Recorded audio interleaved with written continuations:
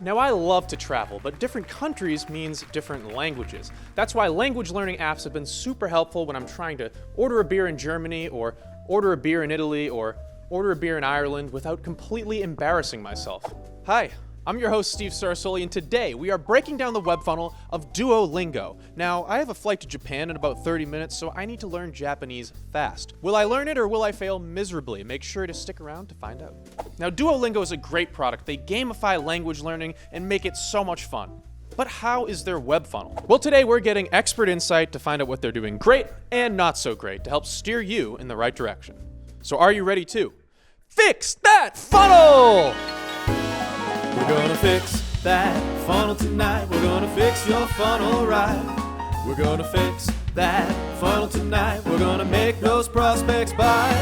Doesn't matter if you're big or small. We're gonna fix your onboarding and paywall. We're gonna fix that funnel tonight. We're gonna fix that funnel tonight.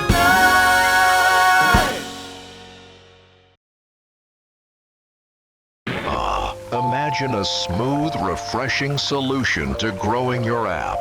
Paddle Coffee provides that solution. Just one sip removes complex tax compliance and helps prevent churn in order to keep your business fresh and flowing freely. When growing your app needs more, Paddle Coffee gives you more energy to help get it done. Every journey starts with Paddle's MOR, because the world needs more. Now in decaf. Hey, thank you. Too kind. Welcome to Fix That Funnel. Today we are joined by an award-winning growth expert and the founder of Aperture, Hannah Parvaz. Hannah, thanks for being here. Thank you so much for having me. It's really lovely to be here with you, Steve. Now, Hannah, what got you into this wild world of app growth? Where did you get your start? And I started working at a music tech company, a music app called Dice. Web has always been a massive part of my kind of product and marketing mix. I launched Aperture, which is a kind of two-sided business. One side focused on the product and how we're optimizing and building products, and the other side focused on creative strategy, advertising, media buying. Well, Hannah, you're clearly the right person for the job. So with that being said, let's take a step back and check out their web-to-app strategy as a whole.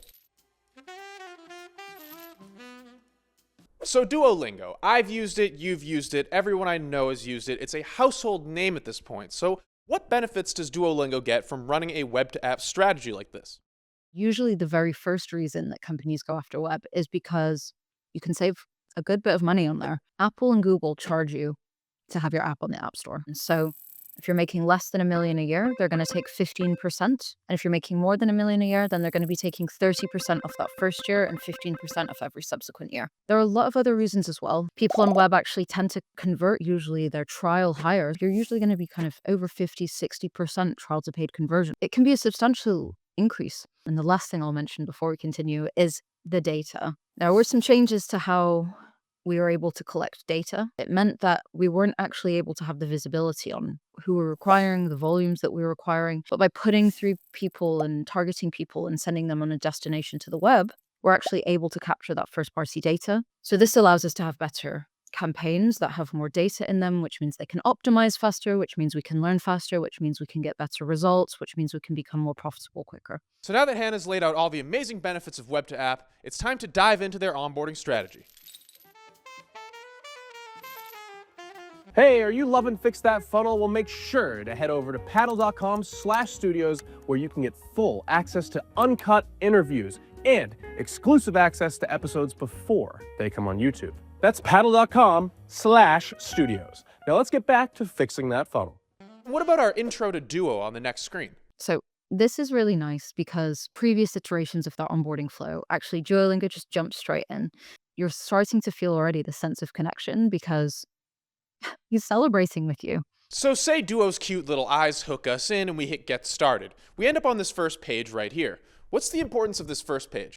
I think that this is a really good page for a lot of reasons. So here you can see Spanish, 50 million learners. So you can see very quickly what are the most popular languages on the product. As you scroll down, there's loads and loads and loads of different languages. That's something that could make it a little bit harder. So after we select our language, Duo continues to guide us along our onboarding journey, and we get to tell them a little bit about ourselves.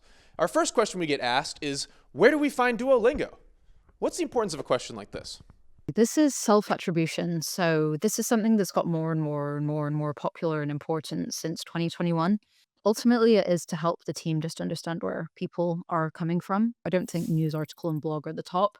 When I was going through this on my phone earlier, Google search was at the top. This is really important so that people aren't just all selecting the top option. One of the things that used to happen is you'd later on get a survey a couple months later. I'm not going to remember like in 2 months how I found out about this latest product. So as we move further and further down the onboarding flow, we get to tell Duo a little bit more about ourselves. What's the importance of these next couple pages here? I love this one because one of the things I noticed about this is whenever you're clicking on any of them, what Duo's responding is different every single time. This is something as well that will help the Duolingo team understand context. We've had a 50% increase in people learning French for their work. Like, let's produce more content that's about work. So it's really nice. And I think it's really interesting what happens on the next page. So yeah, like boost my career. Oh, that's interesting. On the mobile version, there are these interstitials that happen between each of these. It's interesting. Why would the mobile flow be different from the desktop flow? I think it's a combination. Duolingo run more than 10,000 tests per year. So at the moment, we have been seeing some of these little components of celebration and delight, but I think on mobile, you're just getting a lot more. We then end up on this page here where we get to take a break from answering questions and kind of absorb Duolingo's value. This is kind of the first page on the web flow that it's not interactive. And then after you've understood, okay, this is going to help me build my vocabulary, convert with confidence, and develop a learning habit. Those weren't personalized, by the way. Whenever you select each of those, it will give a different response and it will tell you how many words you're going to learn per week, which just gives you a little bit more validation and confirmation that this is a product that's going to benefit you. So it would be really cool to see how many words would I learn per year. 25 words. Does that feel like a lot? Does that feel achievable? Does that not feel like a lot? So once we stop answering questions about ourselves, Duolingo actually tosses us headfirst into a real Duolingo lesson. Now, this is way different from a lot of flows we're seeing this season, right? I love that about Duolingo because there's a lot of brand trust.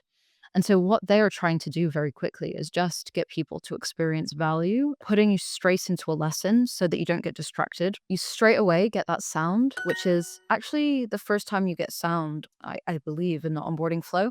When you hear that on the bus or like you're walking down the street and you know someone's playing Duolingo, they've sonically branded that so well. Each mistake costs one heart. Stay sharp and focused. Like it's prompting you, it's giving you like feedback straight away. And they do that really, really well. Wow, I feel like my Japanese is getting better from that one lesson alone. Now let's pull out our credit cards and head over to the paywall. So say we had a great time with our free lesson, we decide we want the premium product, we pull out our credit card, we head over to the paywall. We ran this page through a VPN and we saw that Duolingo is actually using localized pricing. So if I'm in Germany, I'm getting euros. If I'm in America, I'm getting charged in USD. Our data even showed that most people were able to purchase Duolingo in their native currency. Paddle is a merchant of record and we can handle this part for you, so we love this section. Now, how important is this for such a global product like Duolingo? I mean, the cosmetic side of it and just showing what the actual currency is helps people with trusting the brand. If I'm in England and I'm seeing dollars, a lot of the time people think, okay, well, now I have to pay a conversion fee. And so seeing a different currency creates a disconnect. But then in terms of the localization of the pricing, this is kind of different. If you're a company that wants to become truly global, then countries have different economies. So they're earning in different currencies. They're earning different amounts relative to the kind of global averages. You're going to be able to open the opportunity up to more people, meaning actually you're going to get so many more people in that it will be better for your unit economics anyway. Now let's talk payment methods. They only offer credit card. You can't pay in Apple Pay, Google Pay, Venmo, Zelle, whatever. Now, would they benefit from offering a more diverse set of payment options? For the most part, we do see by having Google Pay, Apple Pay, and across many, many products, I've seen that your trial opt-in is going to be so much higher that your actual net revenue is going to be higher as well. So yeah, I would love to see them test that or see the results of those experiments if they have been running them. So after we actually purchase Duolingo, we don't have much to guide us from the web over to the app. There's no QR code, there's no magic link, there's no email. It just kind of expects us to know about the app. Is Duolingo that ubiquitous in the space that they just assume everyone knows their app, or why do they not have anything guiding us over to it? I think they will have been testing this. I'm working with one company at the moment, and some of the people that have signed up on web didn't actually even know that there was an app. And when they found out about the app, that's amazing.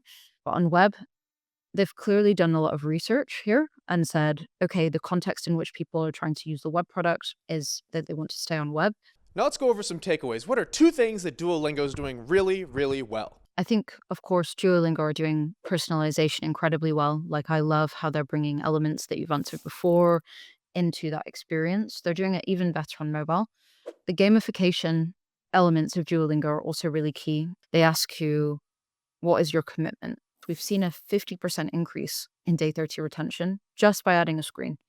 And so that's pretty significant. And so that gamification element and that personalization, both of these are doing unbelievably well. Like, Duolingo absolutely smash it with this. And with the good, there's always room for improvement. What's something they could experiment with in 2025 to be even better? Something they could test, bringing in some more of these elements, these celebration elements, these moments of delight into the web experience.